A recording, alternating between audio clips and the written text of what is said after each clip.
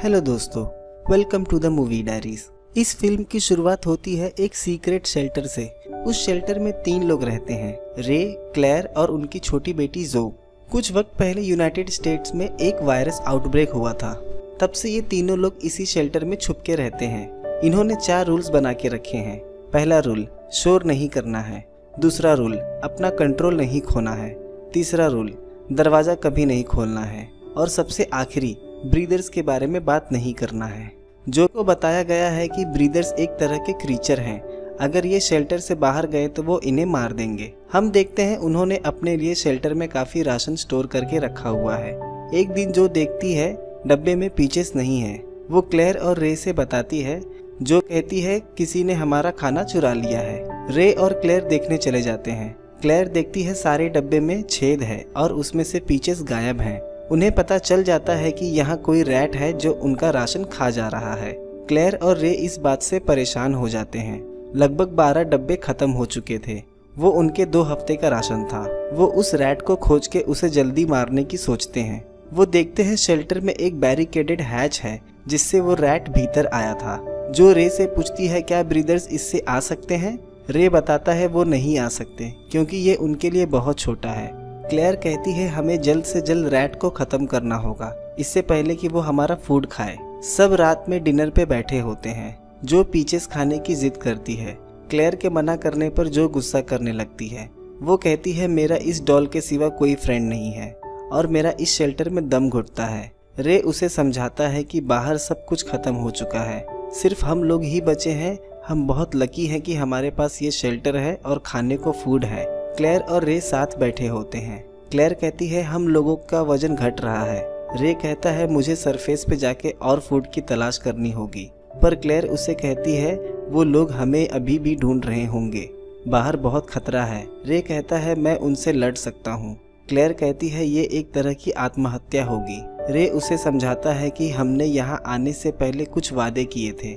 जो हमारे लिए सब कुछ है और मैं जो के लिए किसी भी हद तक जा सकता हूँ। फिर रे क्लेयर को किस करता है। आगे हम देखते हैं जो क्लेयर से सवाल करती है क्या सच में सिर्फ अर्थ पे हम लोग ही बचे हैं। क्लेयर जो को एक हैंडमेड पेरिस्कोप देती है। जो उससे सरफेस पे देखती है। उसे कोई नहीं दिखता। जो को यकीन हो जाता है उनके अलावा वहाँ और कोई नहीं है। अगले सीन में हम देखते हैं रे रैट को मारने जा रहा होता है। तभी वो रैट बच के भागने लगता है। तभी क्लेयर उसे मार देती है। फिर वो देखते हैं टेबल पे रखा लैंप रे के हाथ लगने से गिर गया है और शेल्टर में आग लग जाती है। क्लेयर आग बुझाने की कोशिश करती है पर आग नहीं बुझा पाती।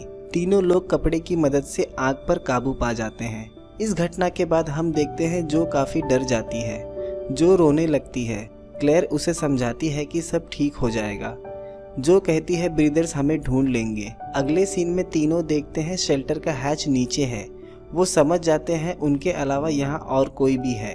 फिर स्टोरी फ्लैशबैक में चली जाती है। हम देखते हैं उनके नेबर टेड एंड जिलियन और उनका बेटा वैकेशन पे जा रहे हैं।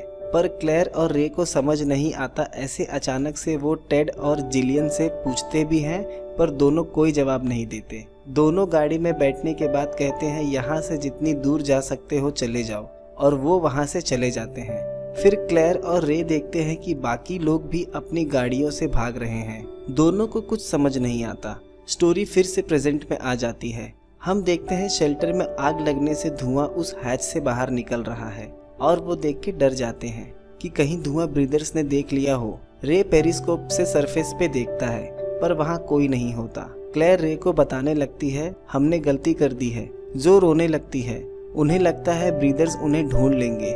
क्लेयर एशेस को लेती है और बताती है लकड़ी जलती है तो एशेस हवा में उड़ने लगते हैं। रे पेरिस्कोप से सरफेस पे देखता है। वहाँ एशेस हवा में उड़ रहे होते हैं। क्लेयर कहती है हमें सरफेस पे जाके एशेस को कवर करना होगा। वो लोग जो को शेल्टर में छोड़ के सरफेस पे चले जाते हैं। जो भी बाहर निकल जाती है। उसे लगता है सरफेस पे कोई है। तभी वहाँ डियर्स भागते हुए आ जाते हैं। उन्हें पता चल जाता है कि ब्रीदर्स आ रहे हैं। तीनों शेल्टर में जाके छिप जाते हैं। सरफेस से चलने की आवाज आने लगती है। जो रोने लगती है। रे उसे शांत करवाता है। आगे हम देखते हैं जो के टॉय से आवाज आने की वजह से ब्रीदर्स को उनके होने का पता चल जाता है और वो शेल्टर का डोर तोड़ने लगता है। क्लेयर और रे डोर को होल्ड करके रखते हैं। हम देखते हैं कि शेल्टर में चीजें हिलने लगती हैं। वहाँ ब्रीदर्स की फौज आ गई है। स्टोरी फिर से फ्लैशबैक में चली जाती है। रे अपनी फैमिली को लेके शहर छोड़ के जा रहा है।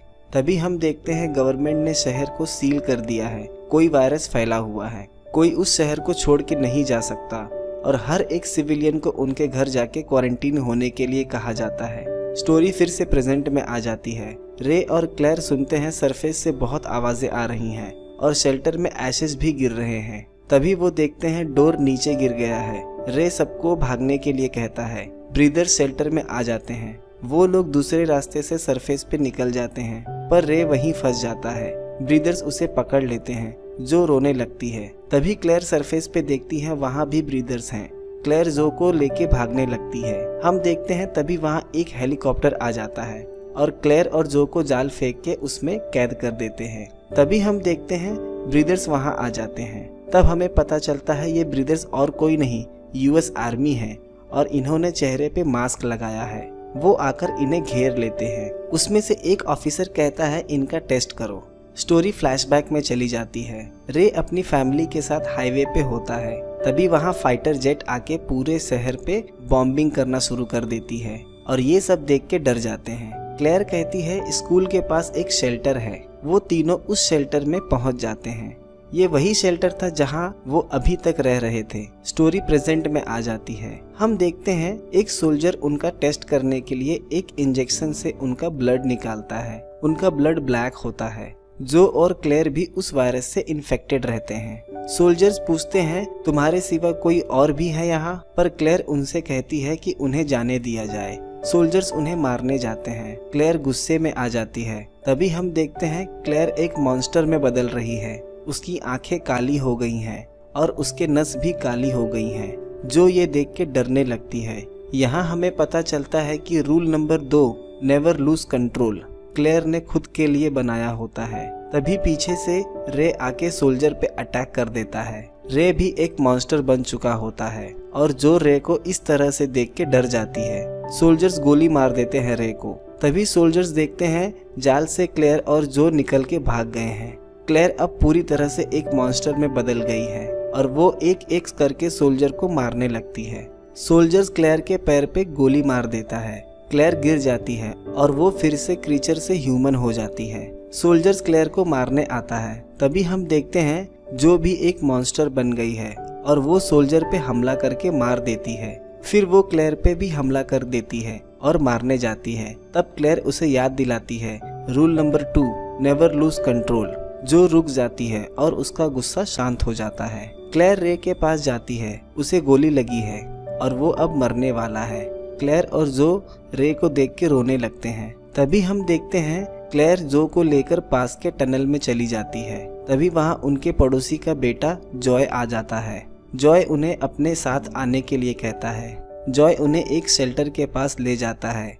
हम देखते हैं टनल के नीचे भी शेल्टर है। उस शेल्टर में उस शहर के काफी लोग छिप के रह रहे होते हैं। फिर क्लेयर और जो भी उस शेल्टर में चले जाते हैं और फिल्म यहीं खत्म हो जाती है। दोस्तों अगले वीडियो में मिलते हैं एक नए एक्सप्लेनेशन के साथ।